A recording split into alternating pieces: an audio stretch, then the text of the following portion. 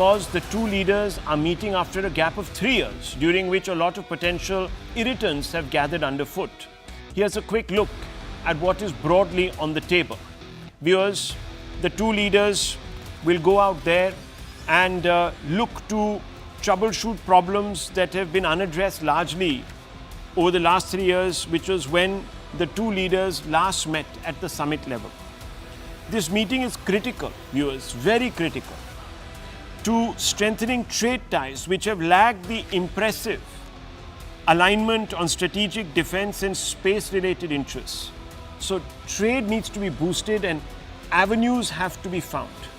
Then there's the deepening mission-critical energy partnership and insulating it from Western pressure. As you know, there have been a lot of pressure on India from the West, Europe powers, including the United States, outside of Europe, of course, to cut off this relationship that India has where it purchases oil from Russia. Then there is a need to intensify, to further layer strategic partnership to serve as a geopolitical hedge. Now, there are so many pressures. It's always good to have allies, viewers. Broadening the rapport to leverage Moscow for influence over an expansionist China. So if Prime Minister Modi and Putin can constantly layer, deepen their association, have a good rapport, Prime Minister Modi can technically pick up the phone and say, look, can you help me in getting the Chinese off our backs, etc., etc. So these are important meetings, viewers. These are not some things that, are done for the cameras. Now, given the mission criticality of the meeting and the need to develop fresh thinking to further align mutually beneficial interests, it is important to make an accurate assessment of the state of the relationship. After all, a strong foundation can only be on solid ground. But what if one were to describe the shape of an elephant in the dark? Wouldn't different people describe it differently depending on what part they were touching? Wouldn't that be a recipe for disaster when identifying the exact shape of the issue or the problem? Unfortunately, that's what the opposition has done by politicizing the meeting between Modi and Putin and by choosing to view the relationship under NDA's watch through a partisan prism. Fortunately, the facts presented by the opposition in the shape of some cynical questions are not adding up and therefore easy to pick apart as propaganda. Let me very quickly run you through this, viewers, and the fact check, because on this show I like to bring you the facts so you're closer to the truth. What is the opposition's claim? This is predominantly the Congress. And I quote Jairam Ramesh, in his 10 years as Prime Minister, Dr. Manmohan Singh met Vladimir Putin and Dmitry Medvedev, who were presidents during Dr. Manmohan Singh's terms, 16 times in India or Russia. By comparison, Mr. Modi has only met the Russian president or will be meeting the Russian president for the 11th time in 10 years. Have relations between two countries cooled somewhat under Mr. Modi's watch? Now, viewers, if meetings are going to determine all of this, then I don't understand how superficial we can now become when we look at diplomacy. But let me put the hard facts in perspective. Putin made a statement on the 9th of December 2023, about 6 months ago.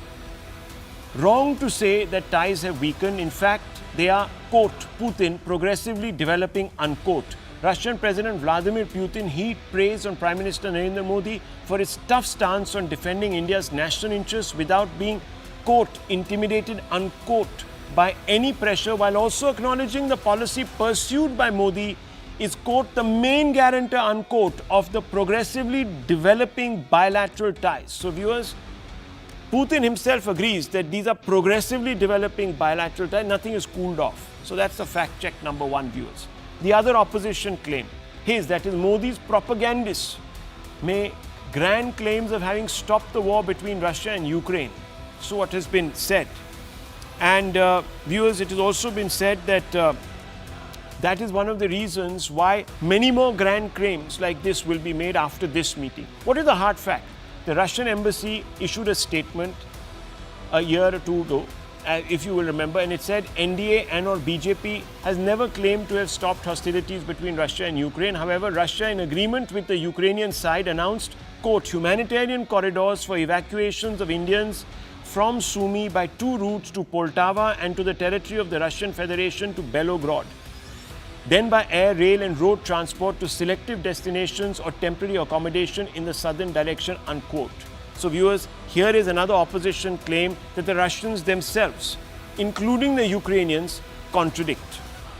What is the other opposition claim? Between FY23 and 14, so what has been said, viewers? India's exports to Russia stagnated, falling from $3.17 billion to $3.14 billion. Meanwhile, the import bill has surged exponentially, rising from $6.34 billion to $46.21 billion. Such a lopsided trade relationship is unsustainable in the long term and has deleterious consequences for our domestic industry. Viewers, what is a fact? While in most cases, this is obvious and it is true, such a lopsided trade deficit would indeed be a matter of concern. But not in this case. The trade deficit has grown over the last 2 years, in particular on account of import of cheap Russian crude oil, allowing India to save billions of dollars from discounts on offer and thereby curb inflation at home. India's retail inflation, for instance, is in line with the top 5 advanced economies of the world. Viewers, had we been importing under stress of the Ukraine-Russia war oil from other markets, not Russia, you would be paying more for your fuel. Transporters would be paying more for their fuel. Aviation companies would be paying more for their fuel. Travel companies would be paying more for their fuel. Power, electricity, everything would have gone through the roof, and that is exactly what has happened in certain countries of the world, viewers. The other opposition claim: according to the Indian embassy in Moscow, at least 50 Indian nationals have joined the Russian army. At least 2 individuals have already been confirmed as fatalities of the war. Will the non-biological Prime Minister take up the case of these youth? Will he ensure their safe return to India as soon as possible? Here are some hard facts, viewers, on this. 5 days ago, in a meeting with his Russian counterpart, External Affairs Minister raised India's strong concern, not my words, his words, over Indian nationals being recruited by the Russian army. India has also demanded that there be a, quote, verified stop to any further recruitment of Indian nationals, unquote, by the Russian army, and that such activities would not be, quote, in consonance with our partnership, unquote. So we've told the Russians, you don't give back our people, this will not be in consonance with our partnership. This is how strong the position is by India. By mid-June, about 10 Indians working as support staff with the Russian military were released and repatriated to India, and that effort is going to continue. Let's open this up, viewers, by tweeting, by subjecting diplomacy to such unfounded, perhaps, and unqualified remarks. Is the opposition guilty of trivializing this very important relationship? Let me first get in the experts. Sushant Sareen is here with us. Sushant Sareen, what do you make of this attack? And you might have seen Jairam Ramesh's tweets. I'm not sure if you have. But if you have a look through them. They're easy to fact check. But nonetheless, what do you make of this? Rahul, honestly, I don't bother much about what these people, the sniping which goes on. But let me just take the 4 issues which you have raised. Let's talk about oil first. To say that, look, let's talk about the trade balance. So if we have raised the oil purchases from the Russians, what are we doing with that oil? Some of it, of course, we are using for our own needs. Yes. But a lot of it is being reprocessed. And what is it being done with it? It's being re-exported. Please ask whoever has tweeted all this to check what are the quantums of re-exports of Indian oil or Indian exports of oil from India, including to Europe. Now, if you don't buy the Russian oil and nobody is buying Russian oil, there'll be a massive shortage in international market. Oil prices will go up, and the very same Europeans who are cribbing about the fact that India is buying Russian oil will corner supplies from the rest of the world, from the Arab world and whichever oil producing country is, and we will be left hanging in midair, right? This is exactly, for example, what happened in Pakistan, where suddenly everybody stopped supplying them LNG supplies about 2 years back, when this war had started and energy supplies were required and there were a ban on Russia. So that is as far as the oil thing is concerned. Secondly, on this whole question of recruits, look, it's not a good thing if people are being recruited as support staff in a war theater. But did this not happen in Afghanistan when the Americans would recruit Indians through companies in the Middle East and then transport them to Afghanistan to work in American units as support staff. This happens, and very often, even when we put our foot down on it, what happens is you cannot stop individuals from India unless you ban it completely. You cannot stop individuals from India who say that, well, I'm going for a job. How dare you stop me? Otherwise, you give me a job. We've seen this in Yemen. We've seen it in other hotspots. So I don't know what the opposition is all about. It doesn't give me any satisfaction to see Indians going and serving in war theaters. Number three, on the number of meetings between Dr. Manmohan Singh and Prime Minister Modi. Again, number one, from 2014, when the Crimea crisis started, Russia has been ostracized. So many of those 16 meetings that you quote, some of them were bilateral meetings, but others were in multilateral forums where you have these pull-asides and other things. Yes. And Dr. Manmohan Singh was there for 10 years as Prime Minister, and he would have attended many of those G7, G8 meetings as or at the UN or in other multilateral forums where he would have had a chance to meet with his Russian counterparts or the Russian president. So, to say that because Putin was not invited, that is Modi's fault, that he hasn't met him as many times as, somebody like Dr. Manmohan Singh had met him. Again, it doesn't make any sense. And finally, on that whole question of the hostilities business, again, I think the Russians have clarified it. What did we want? This was when the war had started, it was in a very intense phase.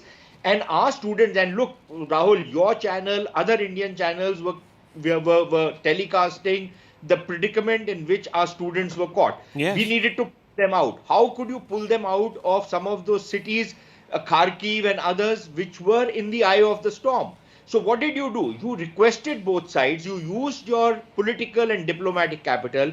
You requested a pause in hostilities for maybe a few hours, maybe a day or two, so that you could pull all these kids out and take them to safety.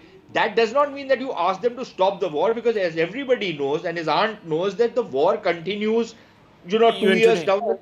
Yes. So, if there is a criticism and there is a valid criticism, there should be. Why not? That is what an opposition is meant for. But this is puerile criticism and doesn't really act. This is skittish, this is puerile, this is trivializing.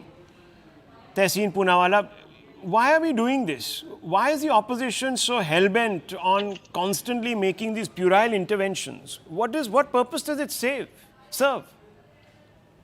Rahul, first of all, let me wish the Prime Minister all the best on his Russia tour. He's my Prime Minister. I hope he succeeds, because in his success is the success of India.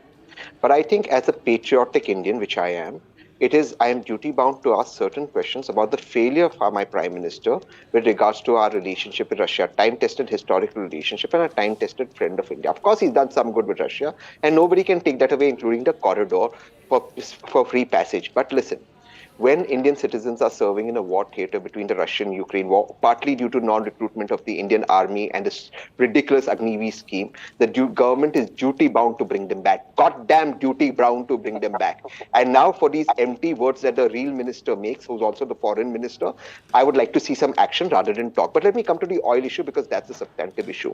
We went about tom-toying, rightly so, that we are buying oil from Russia. Congress supported it. Rahul Gandhi personally supported it. Said it's a great thing to do. How did we pay for that oil? In Chinese currency. We paid for that oil in Chinese currency.